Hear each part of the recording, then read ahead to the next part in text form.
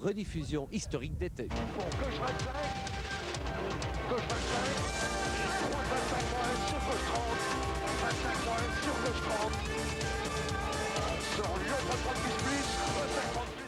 Bienvenue dans Champions 98, numéro 29 de cette 5e saison. C'est aussi la 202e émission de la série et c'est donc l'occasion de continuer nos rediffusions spéciales 200e. Sachez que tous ceux qui nous ont demandé une rediffusion recevront un cadeau, une entrée gratuite pour le Loto Bianchi Rally qui aura non plus lieu fin août, mais bien les 2 et 3 octobre et Freddy Loax en sera la vedette. On commence donc par revoir une série d'exploits, ceux de Van de Waver, McKinnon, Macré et Duhay, mais on commence par Bruno Thierry en 94 au Monte Carlo.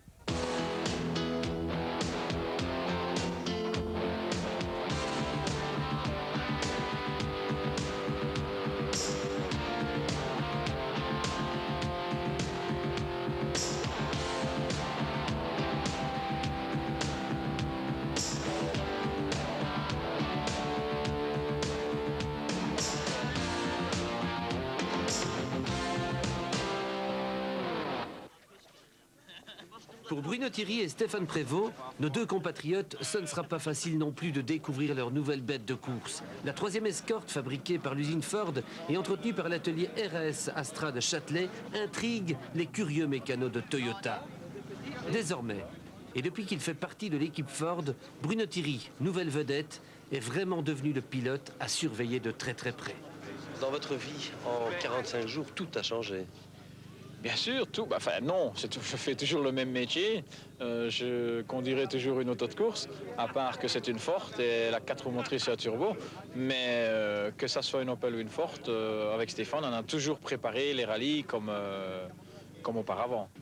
Je crois que le statut dont on dispose est plus impressionnant que la voiture, je vais dire. La voiture, je pense que Bruno est capable de la conduire et il lui faudra pas longtemps pour s'adapter. Maintenant, c'est sûr que ce statut-là entraîne des obligations plus importantes que ce qu'on a connu par le passé. Début décembre 93, Bruno participait à la course des champions aux Canaries. C'est là qu'il a appris officiellement que l'usine Ford l'engageait pour piloter une escorte Cosworth. J'ai reçu un fax de Ford Motorsport et l'année prochaine, je ferai partie du team officiel et la voiture sera entretenue chez RAS Sport à Charleroi. Retour des Canaries, Bruno débarque à Châtelet pour rencontrer ses nouveaux partenaires d'RAS Sport. Un moment émouvant. J'ai des frissons, ouais, c'est bon ça. Ça va? J'ai eu l'occasion de faire 4 superbes saisons avec Opel. Et en plus des saisons où je pouvais participer à des épreuves du championnat du monde, donc c'est quelque chose de très important pour moi. Et c'était justement leur but à Opel d'essayer d'amener un pilote belge au top. Donc pour moi, c'est un rêve accompli parce que c'est quand même un contrat de pilote d'usine, si je puis dire. La première journée du Monte-Carlo sera déjà révélatrice avec 400 km dans l'Ardèche.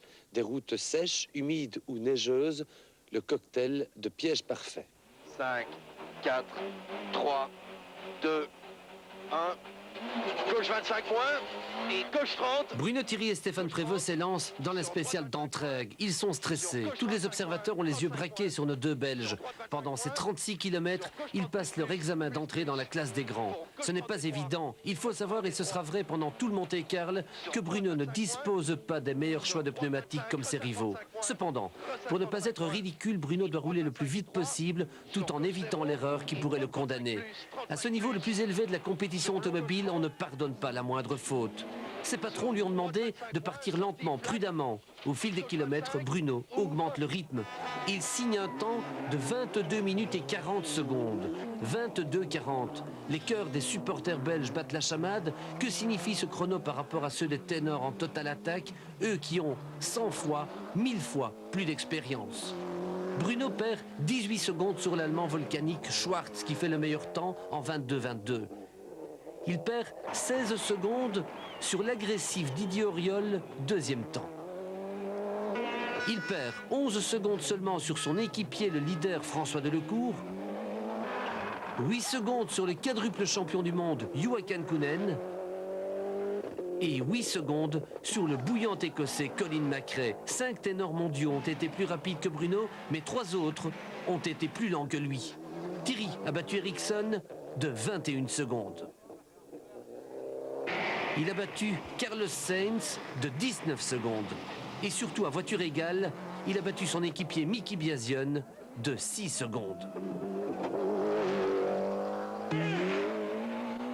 Bruno vient de réussir son examen d'entrée chez les grands. Dans la descente, je crois qu'il y avait encore moyen d'aller beaucoup plus vite. Mais j'avais peur de griller mes pneus. Vu l'état de mes pneus, j'aurais pu aller un peu plus vite dans la descente. Mais bon, c'est en forgeant qu'on devient forgeron et j'ai encore beaucoup de choses à apprendre. Sur la glace du col de la Souche, Bruno reste hyper calme, mais de nouveau on constate qu'il s'adapte très vite. Jugez vous-même en regardant les passages au sommet de Cancunen. Du Matador, Carlos Sainz. De Monsieur Monte Carlo, Didier Auriol. Voici maintenant Bruno Thierry.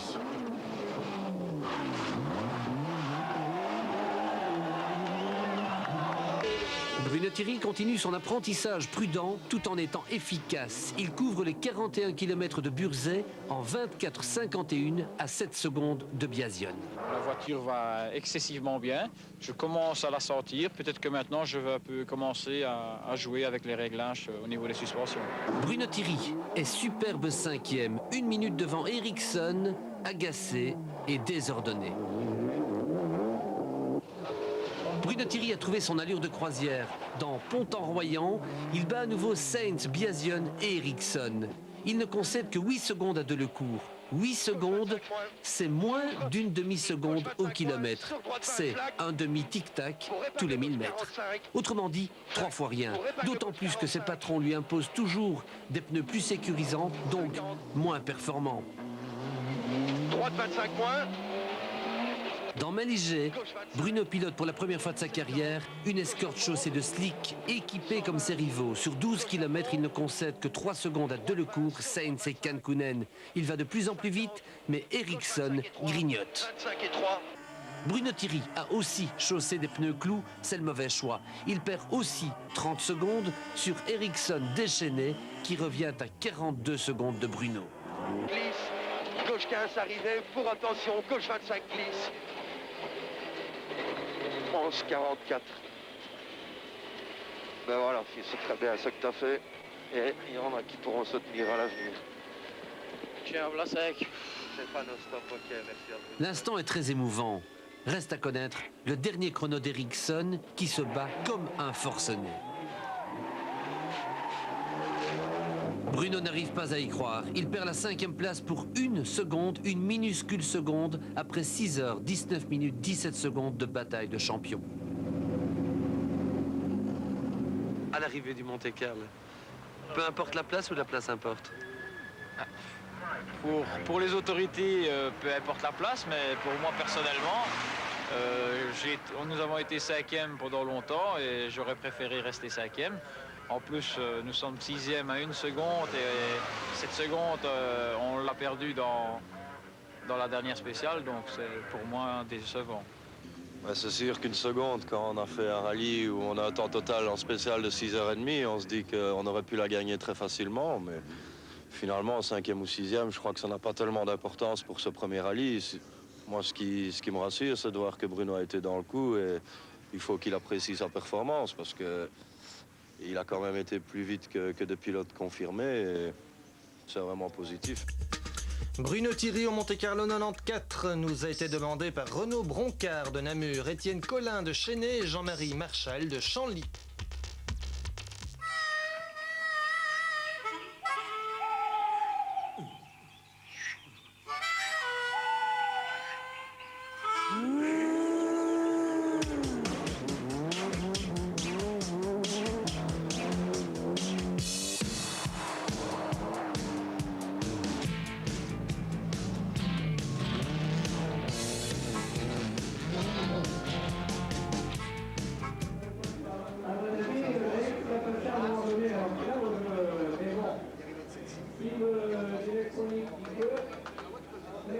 Marc Duet, le touche-à-tout génial du sport automobile belge, le virtuose, l'équilibriste, le drôle, le comique, le fantasque, le fantastique. Marc Duet a commencé sa carrière il y a 20 ans aux boucles de Spa. Je m'en souviens comme si c'était hier. J'ai fait ça avec une Escort Mexico qui appartenait à un ami, une voiture qui roulait en circuit. C'était Werner van Dijk et on n'avait pas d'immatriculation. On a trouvé des plaques anglaises, donc des fausses plaques, et on a fait le rallye des boucles de Spa. Pas longtemps, on a fait une boucle. Mais on a abandonné dans l'anonymat. On a roulé avec des fausses plaques. C'était ma première expérience en Spa. Votre carrière commence très mal parce que l'année suivante, vous êtes copilote, grosse erreur, et vous copilotez le Suisse Savary et ça se passe très mal. Ça se passe très mal parce que j'ai peur, il roule vite. Et en plus, je pointe avec 12 minutes d'avance, donc je le tue moralement. Et je me dis que c'est pas pour moi le copilotage. Ensuite, vous bluffez Ove Anderson, le patron de Toyota Team Europe, et nous sommes seulement en 78.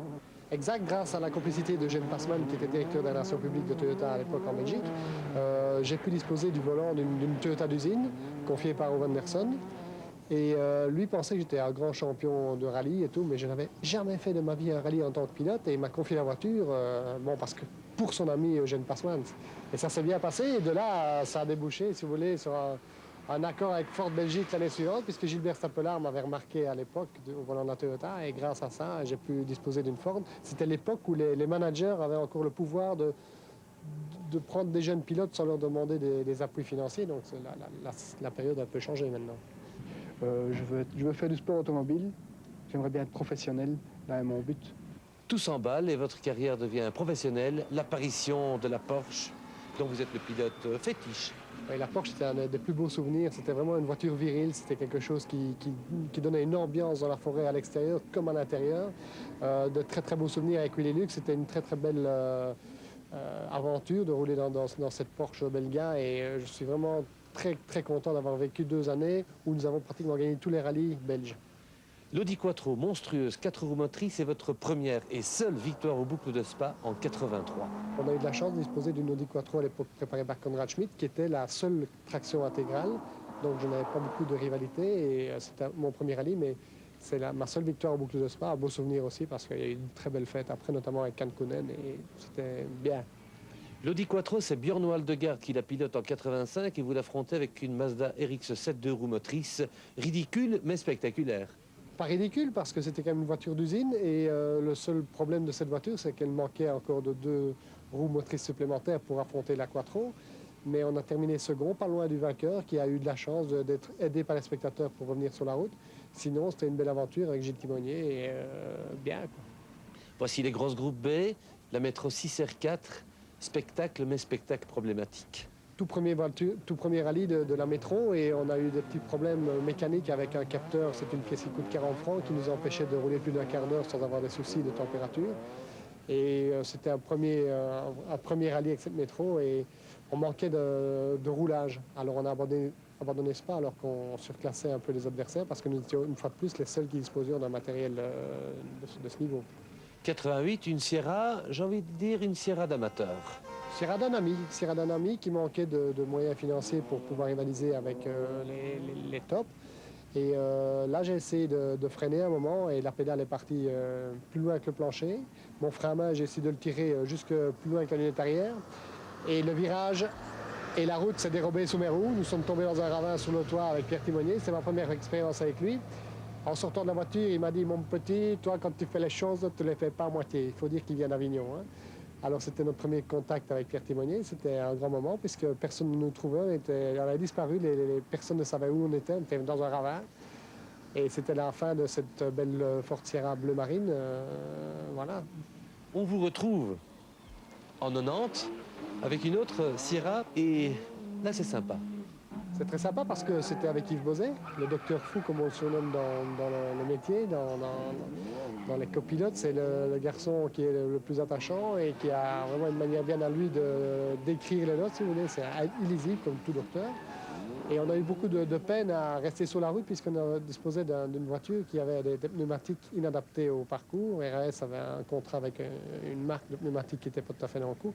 Et on patinait plus qu'autre chose. On restait sur la route, dans le pré, dans le fossé, sur la route, dans les barrières, sur la route, dans les arbres. Nous, on a terminé, je pense, second ou 4e, je ne sais plus. Et de toute façon, c'était un bon souvenir puisqu'on a quand même été champion de Belgique cette année-là avec Yves. Et voilà. 91, votre dernière participation.